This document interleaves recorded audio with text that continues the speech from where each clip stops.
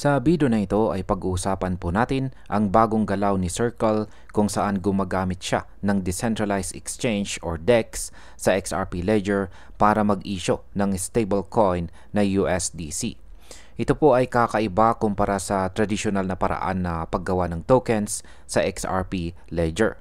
Ang innovation na ito ay may dalang malaking epekto hindi lamang kay Circle at kay XRP, kundi pati na rin sa future ng stablecoins at blockchain adoption sa mas malawak na market or sa broader crypto market. Kaya yan po ang siyang ating pag-uusapan sa video na ito. Pero bago po tayo magpatuloy ay pakibasa na lamang po muna ang disclaimer dito po sa ibaba ng ating screen. Yan, paano nga ba ginagawa ang traditional na token creation sa XRP Ledger? Yan, sa traditional na paraan, ang paggawa ng tokens sa XRP Ledger ay kailangan po ng dalawang accounts. Isang issuer account at isa pong minter account. Ang issuer ay magpapadala po ng payment sa minter at dito nabubuo ang bagong tokens. Halimbawa, kapag nagpadala ng 100 RL USD ang issuer sa minter, makakakuha ang minter ng 100 RL USD balance. Habang ang issuer naman ay magkakaroon ng katumbas na DEP na 100 RL USD. Ito ang parehong mekanismo na ginagamit ni Ripple sa paggawa ng tokens, kaya simple at direkta lang ang proseso. Sa market impact, ang ganitong sistema ay mabilis at efficient. Pero dahil masyado pong open at direct ang proseso, may risk ito sa control at transparency, lalo na kung ang token ay stablecoin na ginagamit ng napakaraming tao. Ano naman po ang papel ng Center Consortium sa modelong ito? Si Circle ay may co-founded entity kasama po si Coinbase na tinatawag na Center Consortium. Ang role ng consortium na ito ay magbigay ng governance at regulasyon sa paggawa ng USDC. Sila ang nagsiset ng rules kung sino ang pwedeng mag-mint, gaano karami ang pwedeng i-mint, at kung paano po mapapanatili ang integridad ng USDC supply. Sa madaling salita, ang Center Consortium ang nagbabantay na ang USDC ay hindi po basta-basta ginagawa ng kahit sino. Kaya sa market impact, dahil may ganitong sistema ng control, mas nagiging reliable at trustworthy si USDC sa mga mata ng mga institutions. Ito po ang dahilan kung bakit ginagamit ito ng maraming kumpanya at financial firms. Ngayon ay ano naman po ang dual token system na USDC at saka USDC. Ayan, USDC allow. Sa bagong mechanism po ni Circle, gumamit sila ng dual token system. May dalawang klase ng token. Yan po ay ang USDC at ang USDC allow. Ang USDC allow ay limitado lamang para sa mga members ng consortium at ginagamit para sa proseso ng minting.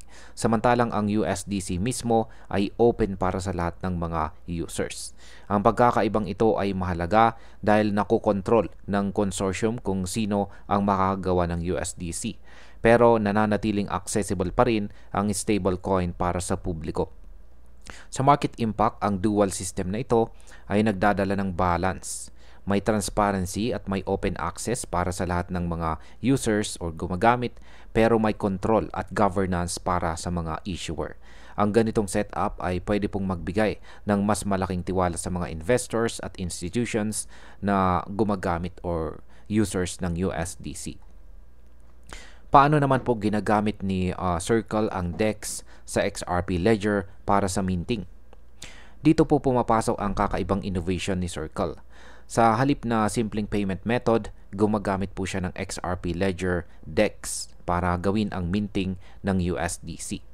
Gumagawa po ang issuer ng isang DEX offer na nagsasabing 1 USDC allow ay pwede pong i-trade para sa 1 USDC.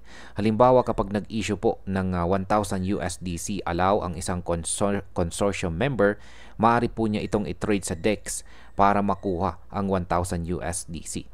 Kaya sa market impact, ang paggamit po ng DEX ay nagdadagdag ng transparency dahil lahat ng transaction ay naka-record on-chain. Makikita po ng publiko ang bawat galaw ng minting at saka trading.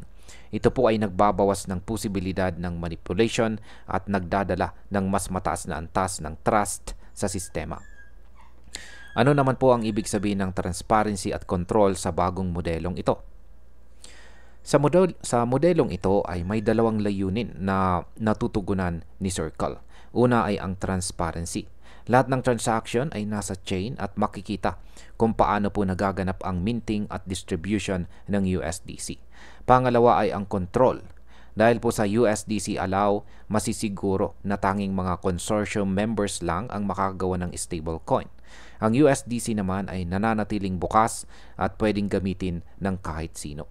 Kaya sa market impact, ang kombinasyon po ng transparency at control ay nagbibigay ng mataas na antas ng credibility kay USDC. Kapag mas maraming tao at institution ang nagtitiwala, mas lalakas po ang demand para sa USDC at mas tatatag ang posisyon nito laban sa iba pang mga stable coins tulad ni USDT. Ano naman po ang kahulugan ng innovation na ito para kay XRP Ledger or para po sa XRP Ledger? Yan, para sa XRP Ledger ay malaking bagay po ito dahil pinapakita po nito kung paano po pwedeng gamitin ang native functionalities ng XRPL tulad po ng DEX sa mas advanced na paraan. Sa halip na maging simpleng ledger para sa transaction, ginagamit ito ngayon para sa governance-based token issuance.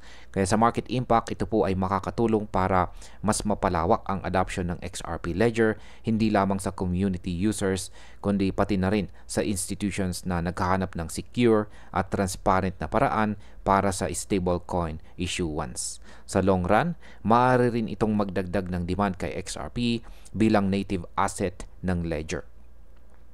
At ayan, bilang panghuli para po sa akin, ang hakbang na ito ni Circle ay napaka-strategic. Ang paggamit po ng DEX ng XRP Ledger para sa minting ng USDC ay nagpapakita kung gaano po ka-flexible at advanced ang technology ni XRPL. Hindi lang ito nagpapalakas kay Circle at sa kanyang stablecoin na USDC, kundi nagdadala rin ito ng bagong spotlight kay XRP Ledger.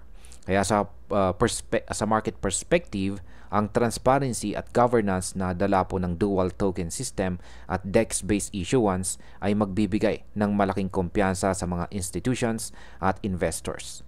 Kung magiging successful po ang modelong ito, pwedeng maging standard ito ng stablecoin issuance sa blockchain industry. Kaya sa tingin ko po, ito ay isang malinaw na sinyales na ang future ng blockchain ay nakasalalay sa kombinasyon ng decentralization at regulated governance. Si Circle at saka si XRP Ledger ay nagpapakita ng balanse sa dalawang mundong ito. At ayan, hanggang dito na lamang po tayo sa video na ito mga ka-crypto. Marami pong salamat sa panonood. Ingat po tayo lagi at God bless po sa ating lahat.